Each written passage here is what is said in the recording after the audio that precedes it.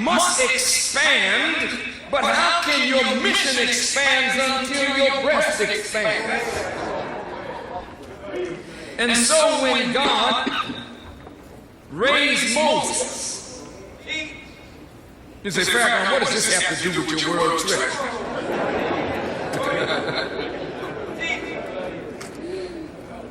Sometimes I have to go all the way around the world to come home.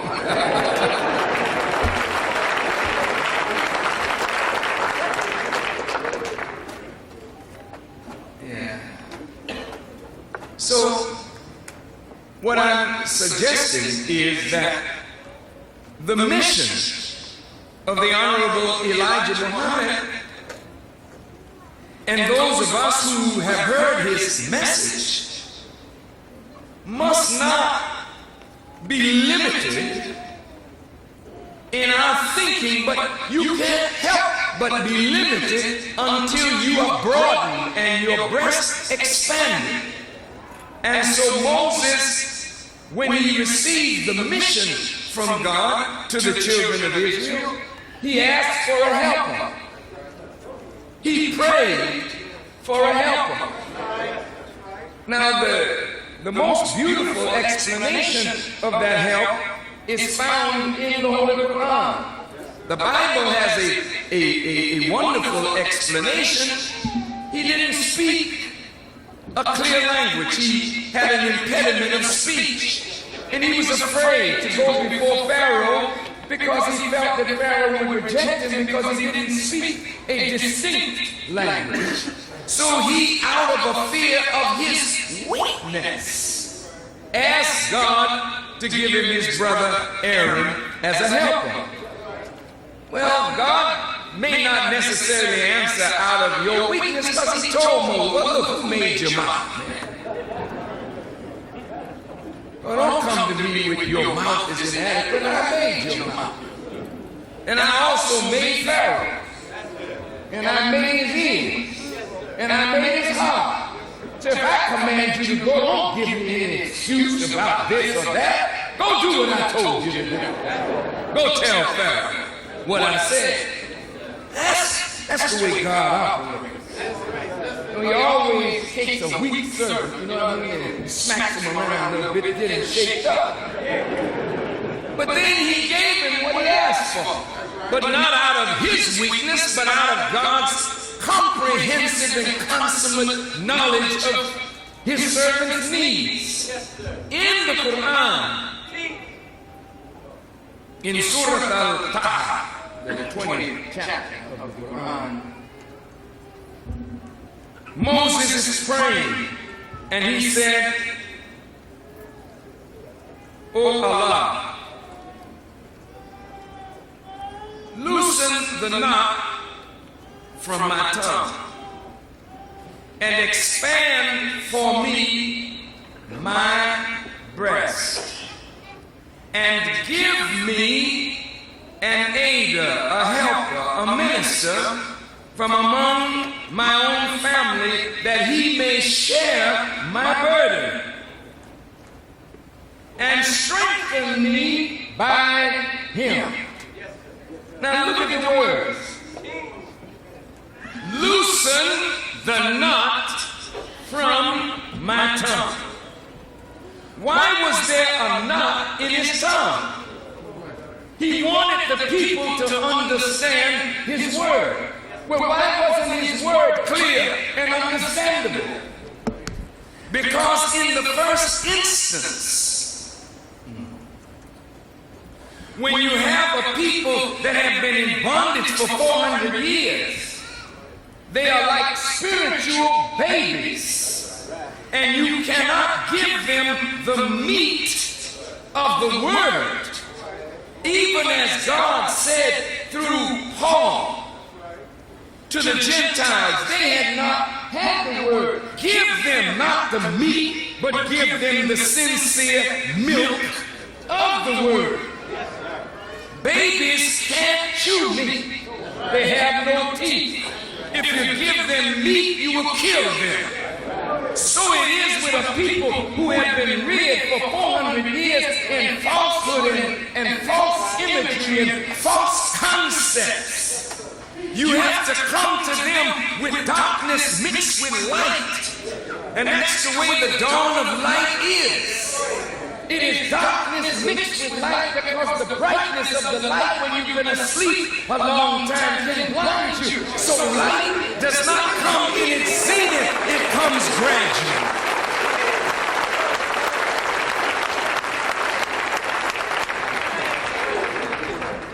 So the first people who would hear the message, they have to be cultivated into strength to be able to hear and understand the meat of the word. So the word would come in such a manner filled with parables and pictures that give you a picture of the truth, but the truth would have to be extracted from the picture. So he said, give me a helper that they may understand my word. Loosen the knot in my tongue. It doesn't mean that there was an actual knot in his tongue. There was a knot tied in the message. The revelation from God had a knot in it.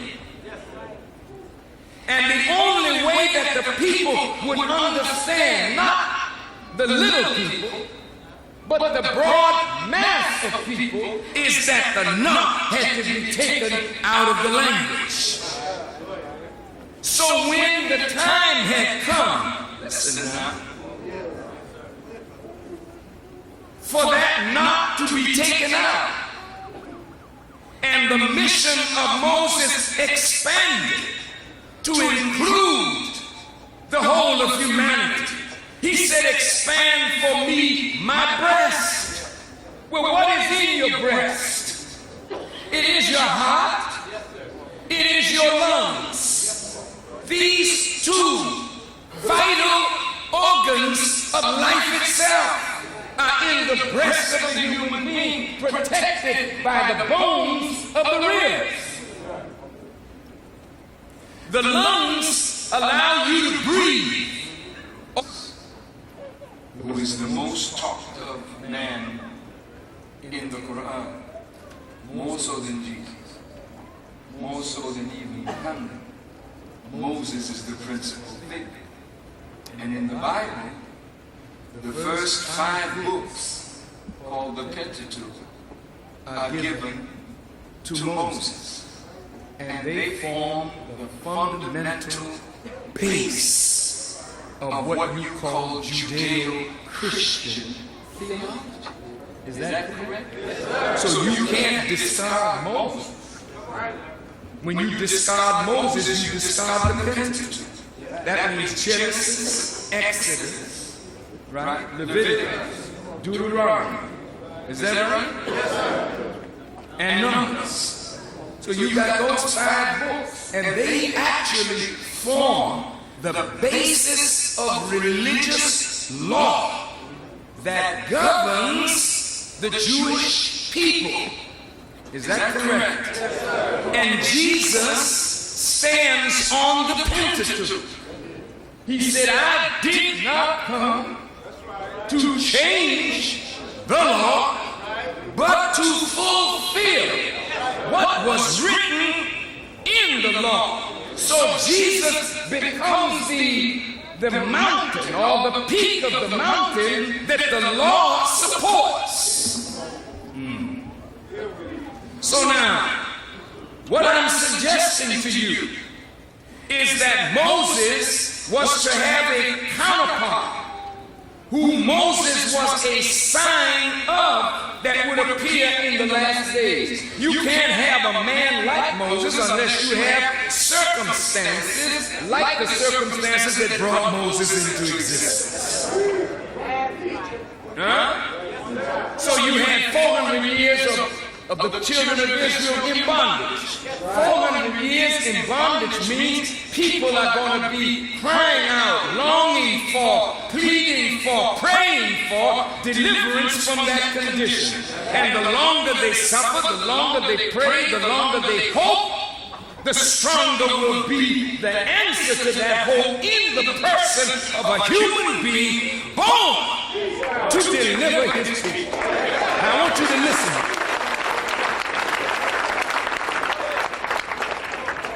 Well, how long have black people been in America? A little over 400 years. Have you been suffering oppression and affliction for 400 years? Well, then the longer you suffer oppression and affliction, your mothers, your grandmothers, your great-grandmothers, your great-great-grandmothers, your fathers, your grandfathers, your great-grandfathers, and your great-great-grandfathers have hoped for, longed for, prayed for, and believed that one day somebody was going to come to deliver us from the oppressive hand of those who oppress us.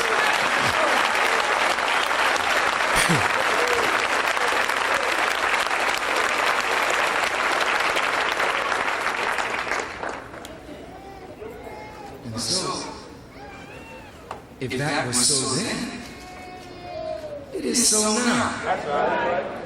So the Quran says, Moses prayed for help. Well, the Quran says God gave Moses 30 nights. Didn't say 30 days. It gave him 30 nights. Why 30 nights? If you look at the fez that the Honorable Elijah Muhammad always wore, it was dark, it was black, with a crescent moon and star. You don't see a crescent moon or star when the sun is shining. So the fact that he came in the darkness of the night of our ignorance, as your Bible teaches you in John, see, the light shined in the darkness, but the darkness comprehended it not. Here's a man coming to you in the darkness of your ignorance, but you would not be able to recognize him. And the light shined in the dark. The darkness understood it not. And he came unto his own, but his own received him not. So he needed time. The Quran says Allah gave him 30 nights and strengthened him with 10 more, making 40 nights. And then after the 40 nights, he calls Aaron and says, take my place among the people. Come on. And follow not the way of the mischief makers. And act well. So now, the Honorable Elijah Muhammad, we believe, is that modern man like Moses.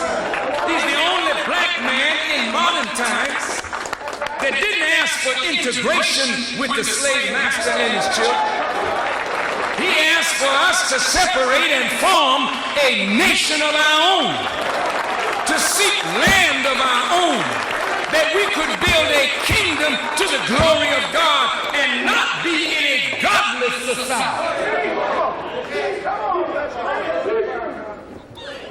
The magicians of the modern family, who have a slave mentality, want to integrate into the house of their former master and still master. But God wants to deliver his people. You say Farrakhan is a preacher of separatist doctrine. Hell no. You are the preacher and the practicer. Black folk have been fighting you to go to toilet because you even separated urines. You didn't even want.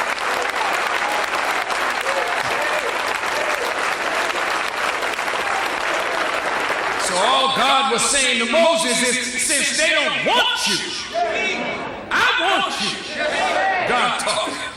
I'm going to make you a great nation, and I'm going to give you a land of your own, flowing with milk and honey. So after 40 nights, then comes Aaron. Elijah Muhammad, as Aaron was to Moses. I've held back too long. I am to Elijah Muhammad as Ali was to Prophet Muhammad. I am to Elijah Muhammad as Peter and Paul were to Jesus. I am to Elijah Muhammad as Elisha was to Elijah. I am not an extension of him. I am a magnificent part of him. I am from him, and I am completing his assignment by the help of God, and am backed by the same God that raised him up. That God and his Christ are with me. That's right. And I intend to prove it before we leave here tonight.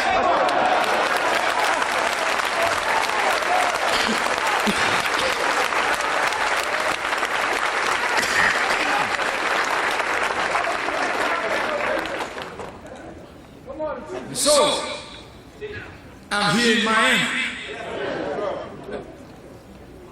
talking to black people in America, but thanks to one of our brothers, I don't know the call letters of the radio station, but I understand WAVS 1170 on the dial.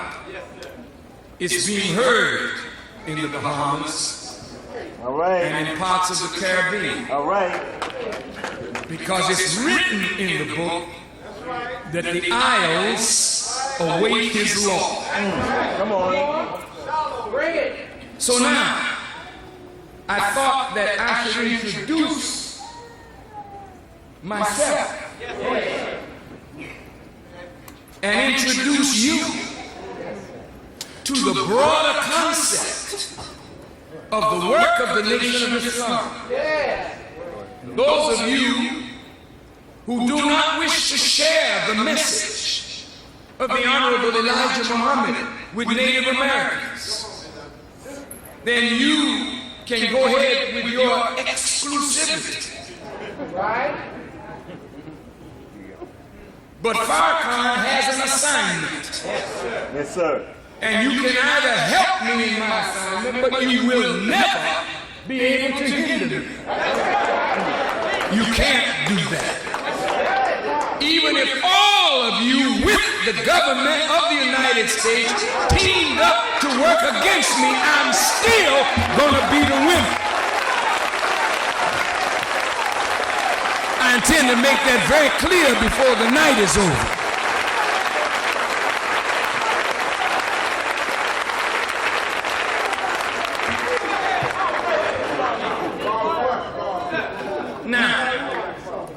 What I wanted to talk to you about tonight is not so much my trip, because I think, thanks to C-SPAN and other television stations, you've heard about my trip where I went, the 16 heads of state and government with whom I conferred.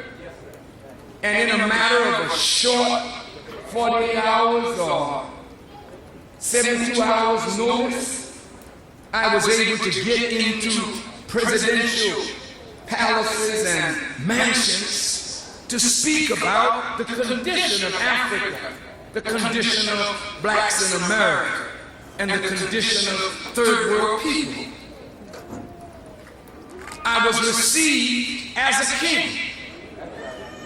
I was received as a head of state. That's right.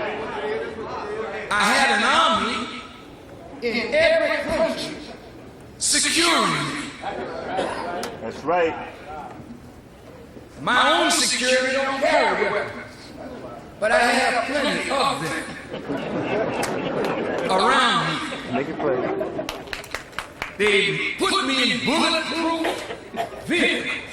That's right. And I slept at night surrounded by men whom I never had seen before, with plenty of automatic weapons, not only around my room, but in the hotels where I stayed, on the grounds where we were. I traveled in presidential jets sometimes. That's right. With members of the army of that people. No black person in America, from America, has ever been accorded that.